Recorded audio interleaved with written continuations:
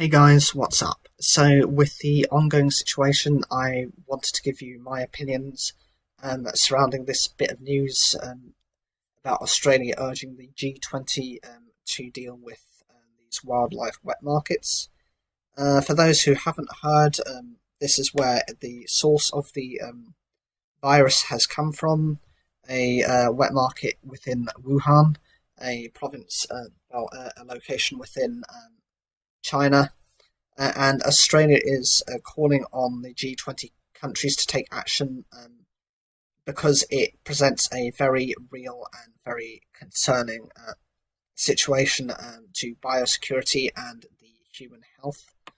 My opinions on this are it should be banned. I feel that the biggest concern is if they are unable to continue, the chances are we're going to actually have a lot more of them happening year on year. I had a little look at the WHO's report, looking at a list of different diseases and when they occurred, and I saw from 2002 to 2016, so you're looking from SARS all the way up to I think it's Zika, which was the big concern within I think it was the Olympics, the one that was happening in Rio. A lot of athletes were very concerned that because Zika was passed through mosquitoes, it caused birth defects. A lot of children born to those who caught Zika ended up with misshapen heads and other issues, which put them at much greater risk.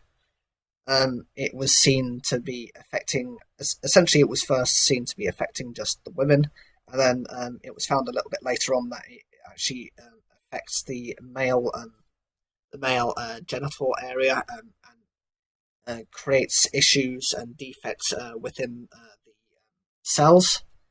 The biggest issue I have is that it's a lot to do with how we travel. We travel a lot more frequently for a lot more reasons. A lot more people are going for leisure.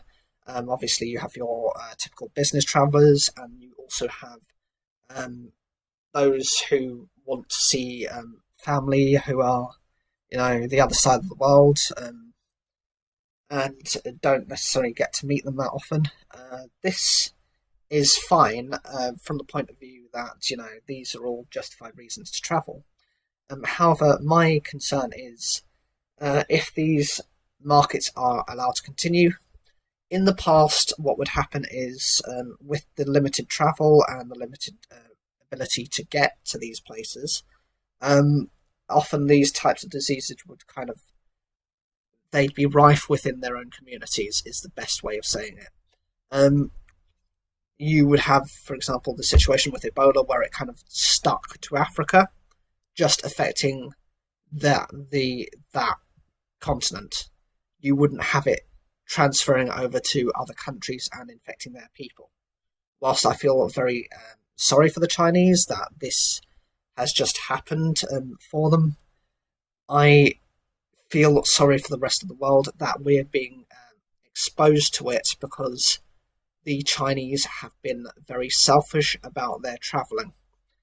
Now, my dad is of Sri Lankan origin.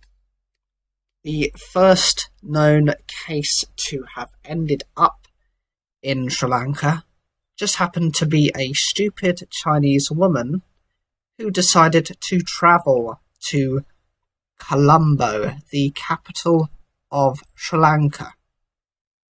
That meant that not only was she dishonest about her travelling, because in the article it mentioned she had flu-based symptoms and was trying to hide it from the security forces at that airport. Luckily, they caught her before she actually managed to make any sort of distance or travel.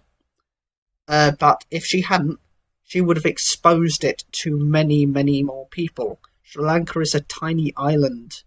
It does not have the heavyweight kind of healthcare systems of Italy, France, the UK. It doesn't have that kind of support system. There are very, very poor people in that country who, even if they had access to medical treatment, probably couldn't afford it.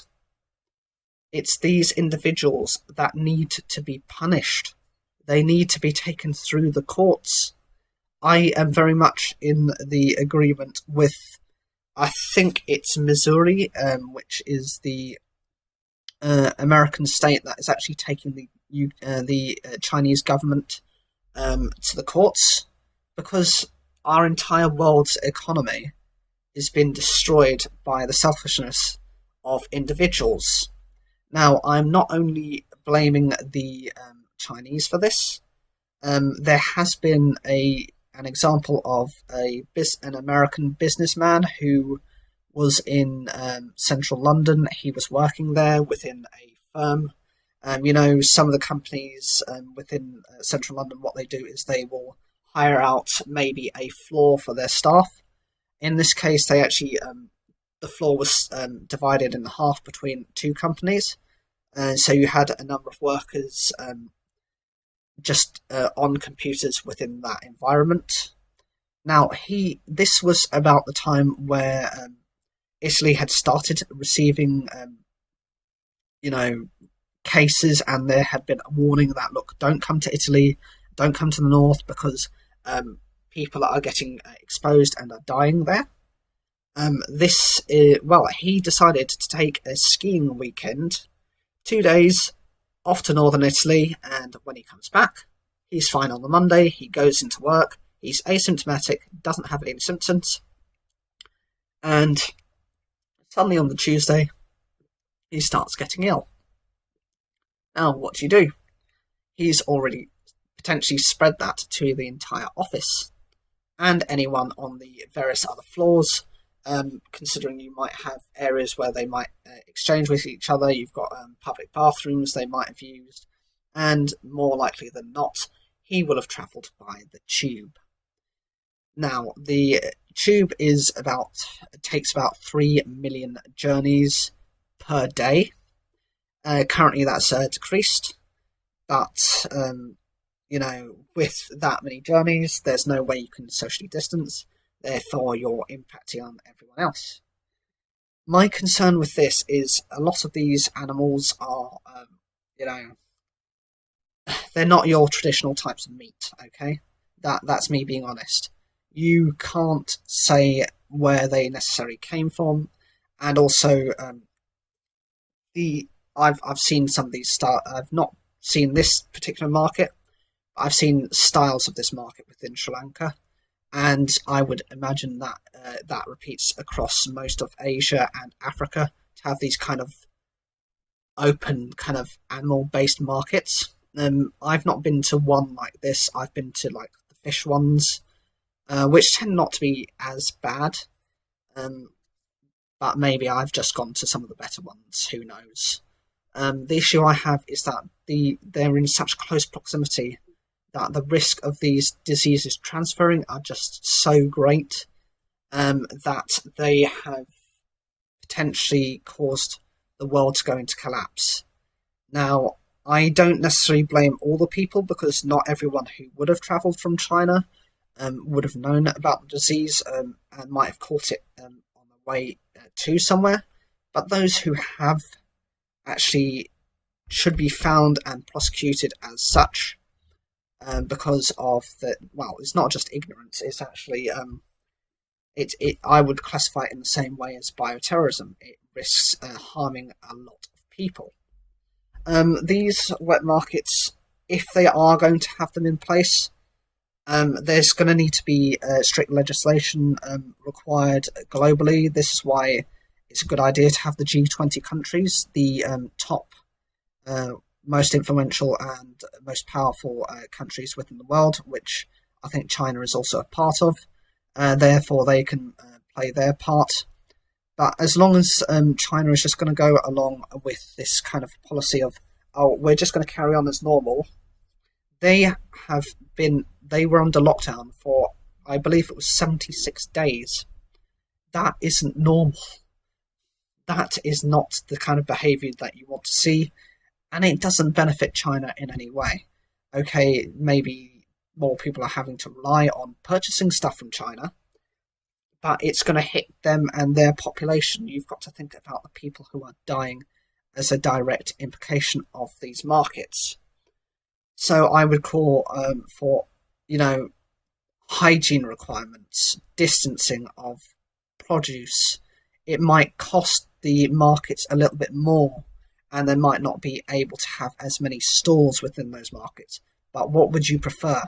A safe, clean environment, which is slightly more expensive, or a dirty environment, which could potentially cost lives and cause situations that you just don't want to see? I would just ask the government to just kind of have a look at this type of situation and just change what they're doing. What do you think of the ongoing situation? Is there anything in particular you're concerned about? What do you think should happen to these wet markets? Leave your comments down below. Like I said, I'm not too fussed if this gets likes or dislikes. This is just me expressing my opinions. I'm not being, as some people might refer to as, racist, because I would be saying the exact same thing if something had happened as a result of Ebola. If that disease had become the same as this, I would be calling for certain lockdowns from those countries as well. It just so happens to be, unfortunately, from China. In the same way, if our swine flu had reached this level and had reached this level of deaths, I'd be calling the same as to ban the eating of pork or the eating of poultry if it had been bird flu. Don't forget to subscribe as well. I really appreciate it.